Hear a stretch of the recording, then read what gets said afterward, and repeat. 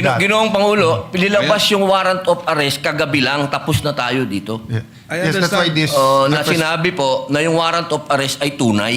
I understand, Mr. President, and therefore I'm appealing that perhaps this matter should be tackled in the committee rather than in this in plenary, so that we can address other concerns, Mr. President. The appeal- And the for the appeal- record, Paano natin pag-uusapan yung ibang... and for the record, Mr. President, I still have the floor. Sapagkat gusto ko po sanang ireklamo si Senator Pangilinan sa pagsigaw. Meron po ba siya rules natin na sinasabing pwede mong sigawan ng kapwa mo senador? At wari pagsigaw ni Senator ang excuse me, Mr. nasa akin President, po iba yung ang floor. sasabihin. Senator Padilla has excuse the me. floor.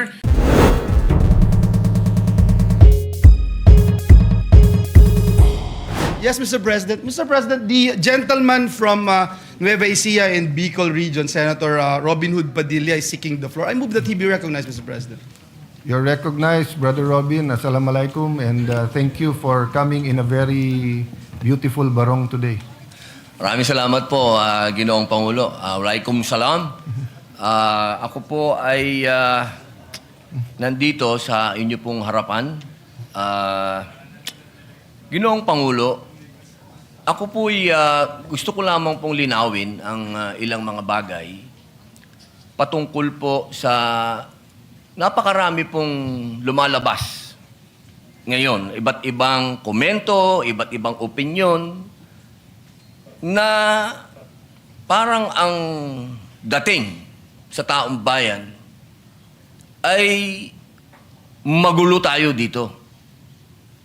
Yun po ay hindi magandang impresyon.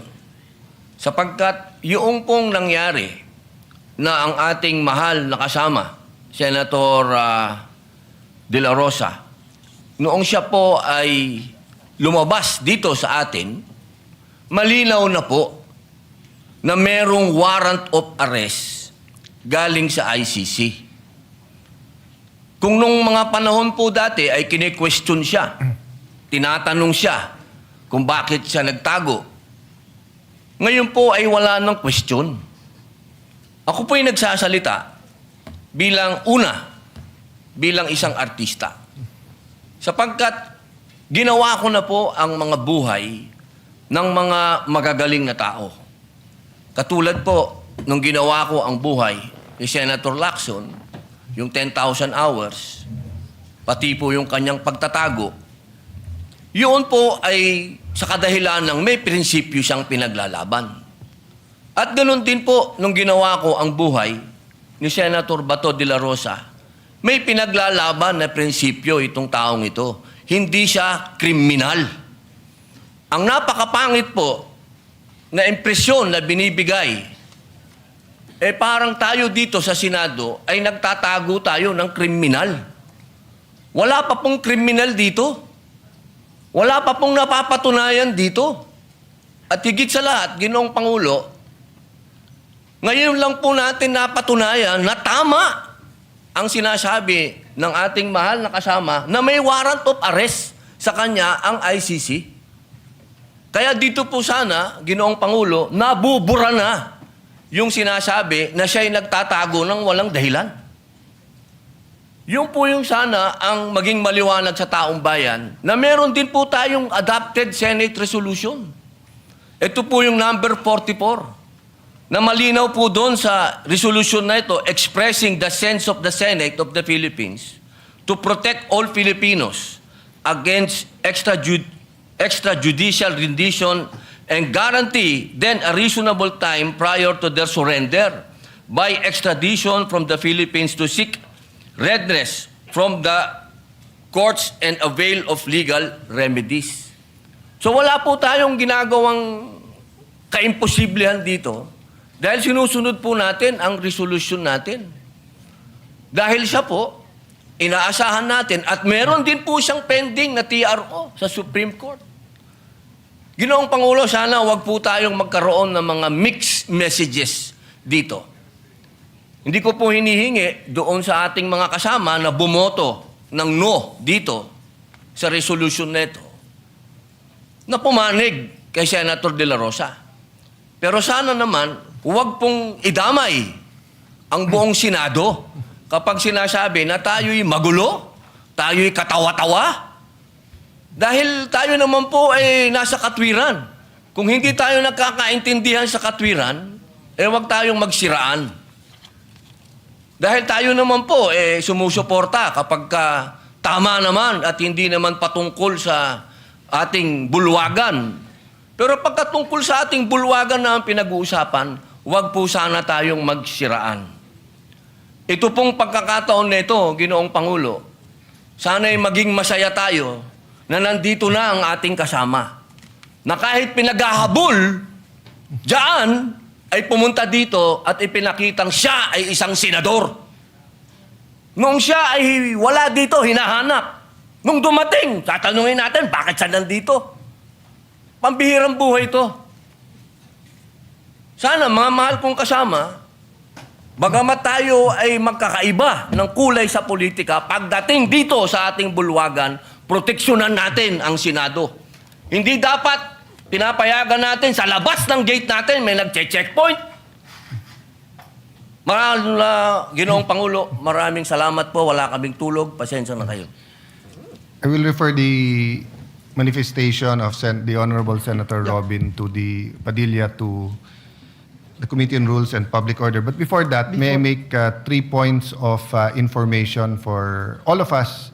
Before that, an appeal sa lahat ng naka-video kagabi, whether dito sa labas ng session hall, whether dyan sa baba, dun sa ginulpi na member ng ating Office of the Sergeant of Arms, or dun sa labas, please volunteer and submit your video because we agreed with the NBI that they will conduct a fact-finding.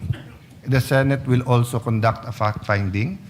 And the NBI director promised us that if any of his agents exceeded their authority, they will be dealt with by law, whether administrative or criminal charges. I'll just finish, Senator Subirmay. So his report was that nangharas daw yung OSAHA, but when I showed him the video, he was also surprised. But of course, there are many videos. So that's my first point, that in reaction to what you said, iba yung magulo Senate, iba yung ginugulo ang Senate.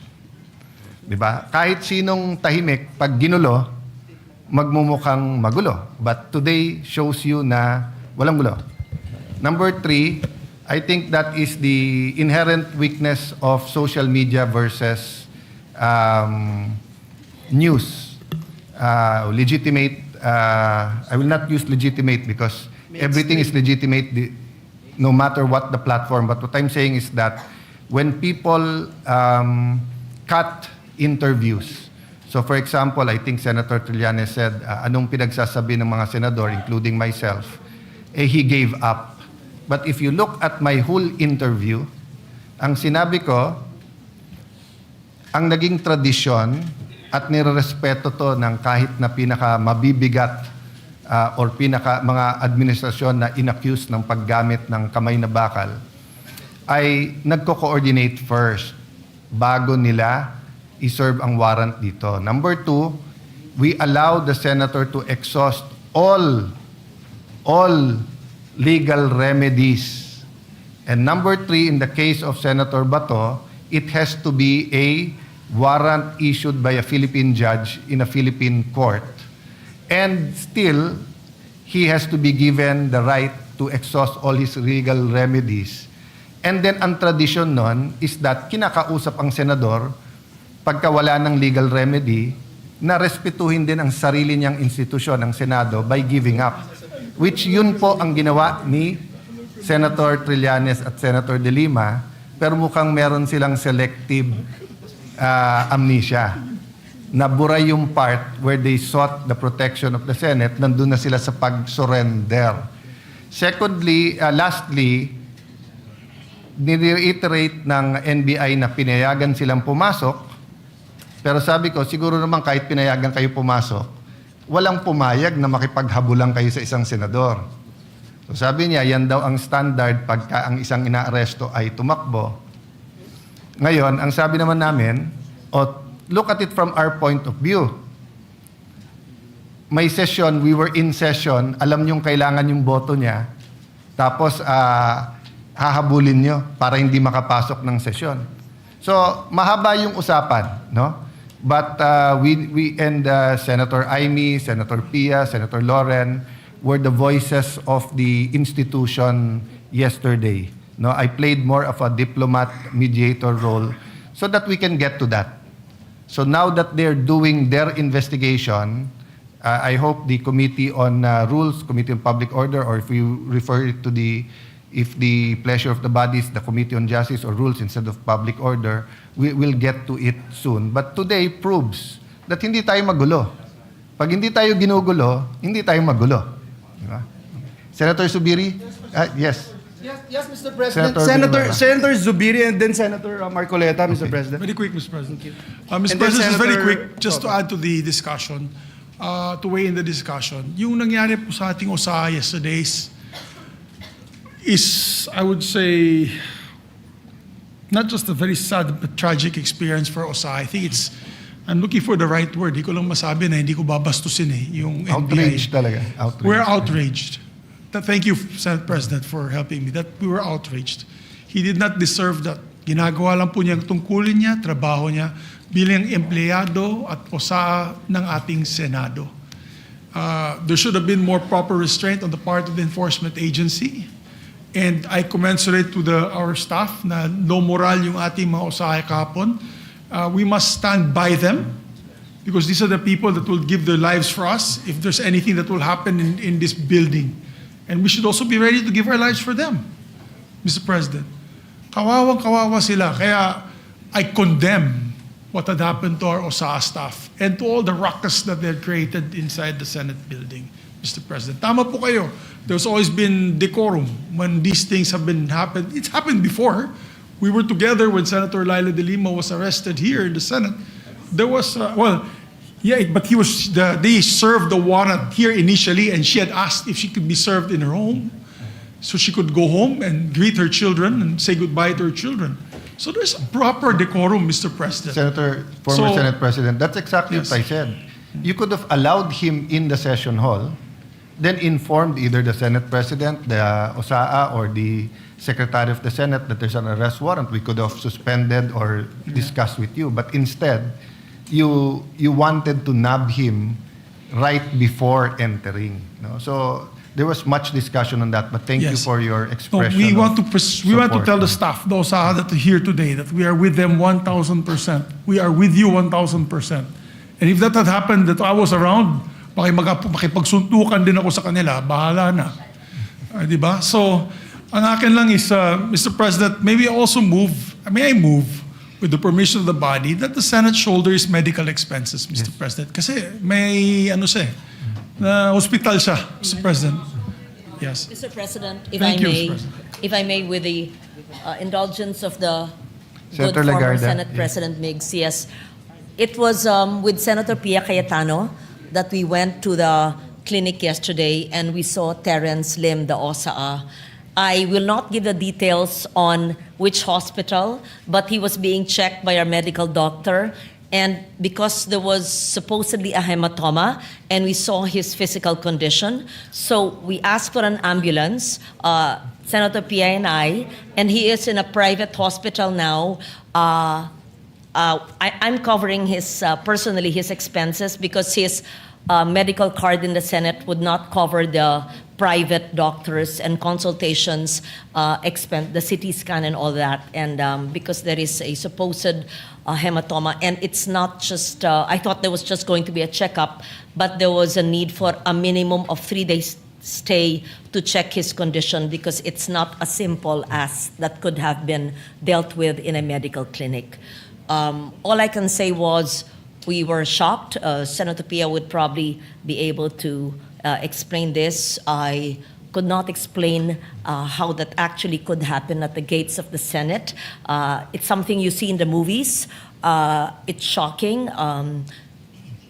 When Senator Zubiri said, baka makipagsuntukan siya, I don't think you meant that literally. You meant it figuratively to show your outrage, to show, yes, no, I would like to, because we're not supposed, dapat hindi nagsusuntukan dito, di ba? Pero when I asked also the other OSA this morning, why did you not come to his rescue? Because the video that Senator Pia showed me was Terence Lim on the ground being mauled by big, burly men and people watching him. So I asked, ba't hindi niyo tunulungan? I cannot give it the details for a fact. The spot report will explain why. They told me what happened. I cannot put it on record unless I have first-hand knowledge. But it shocked me when the OSA gave me the information today. I don't want to say it because I don't have first-hand knowledge. The spot report will explain. All I can say is that on the humanitarian side, we brought him through ambulance. And my staff, I thank her. I have a caregiver, nurse ba siya, yung isang staff na pinasamahan ko hanggang midnight magkasama hanggang dumating yung asawa. And then maybe Senator Pia can explain that further. Thank you, Mr. President. Mr. President, Former Senate President Soto. thank you. Mr. President, may I be allowed to lay to rest this particular issue as far as I'm concerned? Because I have been mentioned in media by members of the Senate that as Senate President daw, pinayagan ko daw yung word na ginamit is pinayagan ko daw yung NBI na pumasok dito. May sinasabi nagpakain pa, yung mga ganon. Let the records, speak for itself. Ito muna sa akin, Mr. President. Early in the morning, an NBI representative came to see me and told me they have a warrant of arrest for Senator De La Rosa. I said, simply, I said, coordinate with OSA. As simple as that. Why? I didn't realize that he was coming. I didn't know that he was going to be there in the afternoon. I just thought it was a simple information given the Senate President that a member of the Senate was being issued a warrant of arrest. It was simple as that. Yeah. Kaya, hindi pa pwede, little did I know that, Senator De La Rosa, after 7 months of not being here, will suddenly come. Kaya, ganun kasimple lang yung sinabi ko. Coordinate with the OSA. So, put that to rest. Baka ang iniisip kasi, ang narinig ko, sa intindi ko, pati ang tanong ng media sa akin, pinayagan ko lang lahat yan nangyari na yan. Kung saan sinasabi ganun eh. If I had known that he was coming, if you informed me that he was coming, I would have had a different perspective. Like what happened with the CIDG when they issued a subpoena to Senator De La Rosa's office. Simple. Walang issue, walang problema. Pinadala lang. Ganun lang sana, Mr. President. I would not be remiss of anything. And definitely, I will not be guilty of obstruction of justice. Like, for example, in the case of Senator Trillanes, I was majority leader. And when he was holed up in his office for, I think, about 1, 2 days, 3 days. But when he was issued and he was showed the warrant of arrest, sumama siya. Binasahan siya ron mismo sa opisina niya eh. In the case of Senator De Lima, when the warrant of arrest came and she was here, ang pinakiusap lang niya, doon sa bahay siya arestuhin para kumahanda siya ng damit at makapagpaalam. Ganun lang eh. Dito naman sa Senate, alam naman natin yan. Oh, by the way, when I said coordinate with this OSA, they know the rules. Yung pa ang binanggit ko. Exact wording ko yun, Mr. President. For the record, so that we can put this to rest already. Makapagtrabaho na tayo kung saan na pupunta usapan. Yeah, for clarity, former Senate President, one, I asking for a report, but I remember Senator De Lima stayed in her room for a few days before that. No, so the way that they're saying that surrendered right away is she was allowed to exhaust remedy. Now, as Senator Pia, Senator Lawrence, Senator Aimee, and Mark Villar were in the room with me, it was the NBI director who said, pinayagan kami ni Senator Soto, alam niya nga arestuhin namin. Kami ba iikot sa loob at mapapasok ba namin lahat ng tao? So I corrected him. I said, Hindi kung ganun pinayagan ang man kayo, they're my witnesses, I'm just Senate President. So ang sinabi ko sa kanila, assuming pinayagan kayo ni Senator Soto, hindi naman siguro siya pumayag, makipaghabulan kayo, di ba? So yun ang sinabi. And sabi namin, ang sagot nga niya, sir, nakita niyo nung umabot na sa loob ng session hall, hindi na naming hinabol. So sabi ko, that doesn't make it less problematic. That means you have to stop, no? So, Senator Pia, you were there, so please feel free to speak. For full disclosure, I asked him after it was established na nakipaghabulan hanggang dito. So sabi niya, ni NBI Director, sabi ko sa kanila, wag silang papasok sa session hall. Sabi ko, so ang instructions nyo is hanggang lang makapasok, hanggang dun lang sa pinto bago mag-session hall, hahabulin nyo?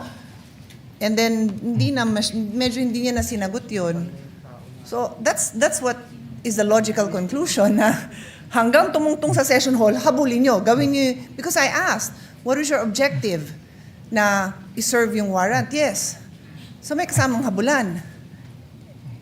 And basically, the answer seems to be yes. And He did say yes, but And Major wasn't General no. Samonte said that at 2 p.m., the warrant of arrest was shown to former Senate President in the presence of undersigned, but copies were not allowed to be distributed. But consistent with the Senate President said, earlier this morning, NBI Chief Attorney Dongalo paid a call to the undersigned to coordinate an arrest order. As per agreement, the supposedly arrest should be effected when the warrant of arrest is presented as guidance of the former Senate President Vicente Soto. On or about 2 p.m., the warrant of arrest was shown to the former Senate President, the President undersigned, but copies were not allowed. So in the report kasi po, sir, ni Sergeant at Arms, the arrest was coordinated, not just the arrest warrant. That's why maybe the media, this was submitted during the session. Yes, but I clarified that I do not believe that the actual manner. So there are two issues, no?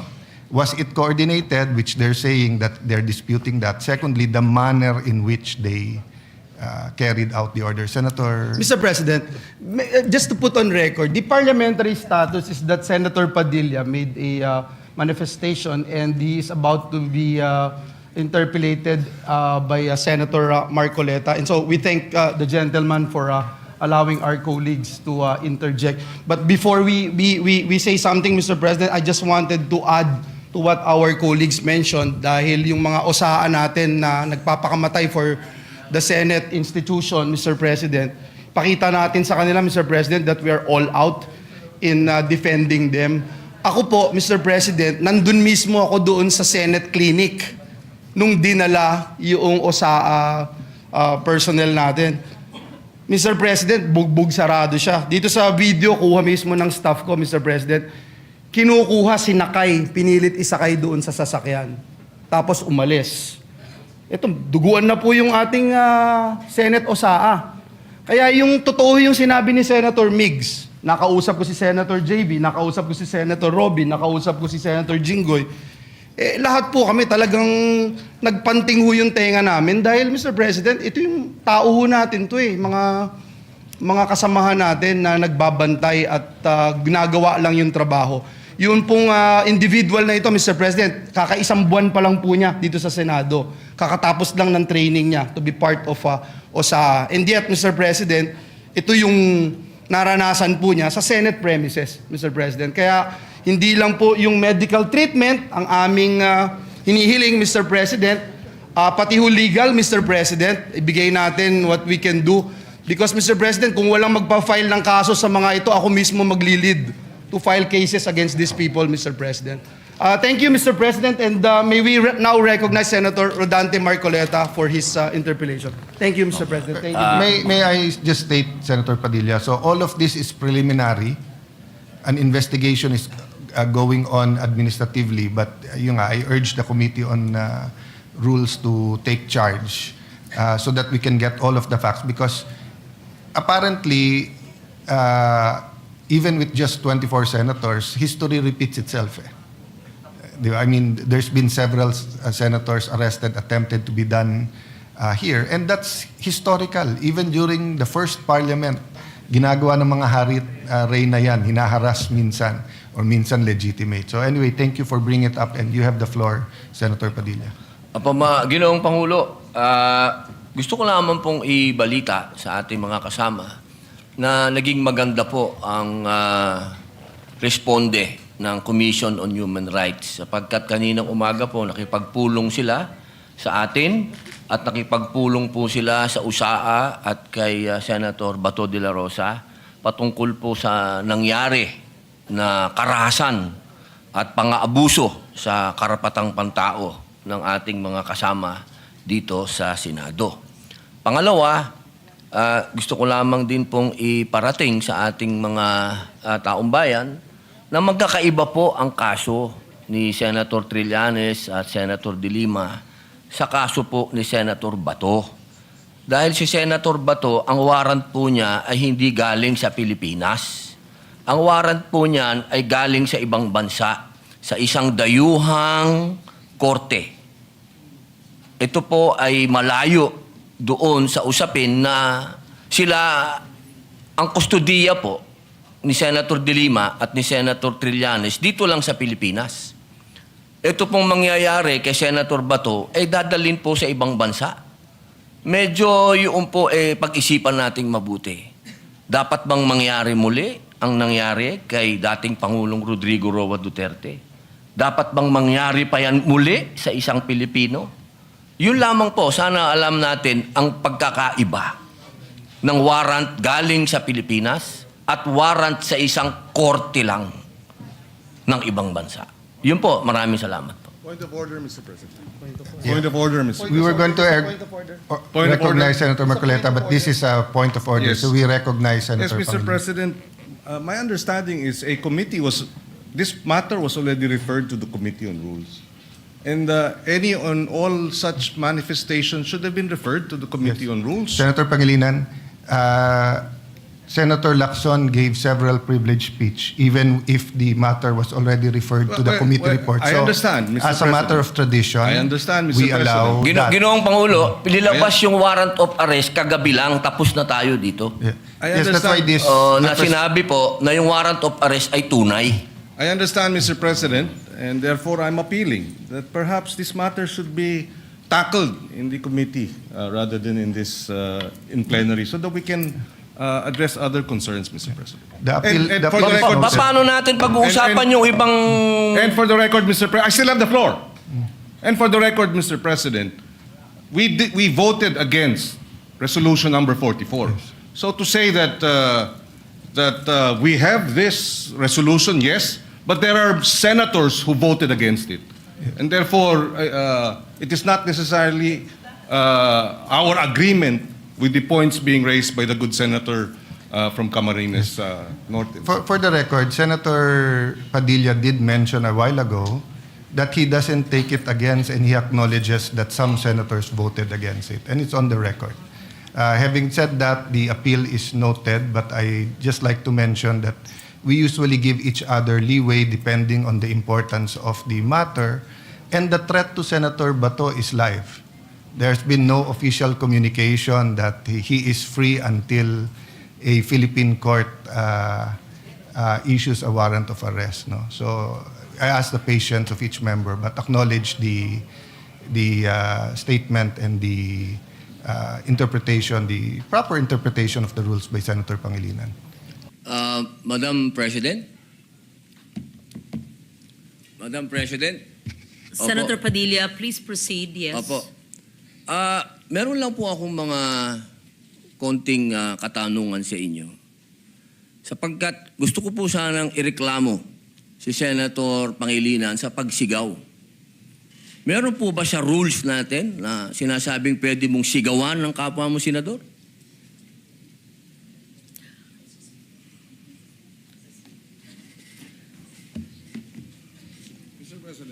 Narinig ko yung malakas na boses ni Senator Kiko Pangilinan. Mis- Alam ko na si Senator Pangilinan ay dating galing sa broadcasting, baka nag-modulate. Maari po ba tayo ay mag-suspend muna para pag-usapan yung malakas na boses at wari pagsigaw ni Senator Excuse me, Pangilinan? nasa Mr. akin President, po yung iba ang floor. usapin. Senator Padilla has excuse the me. floor. The chair is answering the question of Senator Padilla. Session is suspended.